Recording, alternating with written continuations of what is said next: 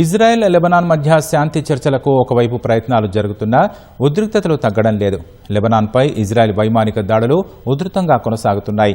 గత రాత్రి నుంచి సైడాన్, నబాతియేతో పాటు దక్షిణ లెబనాన్ జిల్లాల్లోని పలు ప్రాంతాల్లో ఇజ్రాయెల్ బాంబుల వర్షం కురిపిస్తున్నట్లు లెబనాన్ మీడియా పేర్కొంది. రాజధాని బీరూట్లోనూ డ్రోన్లతో ఇజ్రాయెల్ విరుచుకుపడింది. బీరూట్ దక్షిణ శివార్లలోని జన ప్రాంతాన్ని తక్షణమే ఖాళీ చేయాలని ఇజ్రాయెల్ సైన్యం తాజాగా హెచ్చరికలు జారీ చేసింది. ఈ ప్రాంతంలో 2 కీలక ఆసుపత్రులు ఉండడంతో సర్వత్రా ఆందోళన నెలకొంది. ఈ పరిణామాలపై ప్రపంచ ఆరోగ్య సంస్థ WHO తీవ్రంగా స్పందించింది. ఆ 2 ఆసుపత్రుల్లో ప్రస్తుతం 450 మంది రోగులు అత్యవసర చికిత్స పొందుతున్నారని, వారిని తరలించడానికి వేరే ప్రత్యామ్నాయ వైద్య సదుపాయాలు లేవని WHO ఆందోళన వ్యక్తం చేసింది. అటు ఇజ్రాయెల్కు ధీటుగా హెజ్బొల్లా ప్రతిదాడులు చేస్తోంది. ఇజ్రాయెల్ సైనికులు వారి స్థావరాలపై గత 24 గంటల్లో 50కి పైగా దాడులు నిర్వహించినట్లు హెజ్బొల్లా ప్రకటించింది.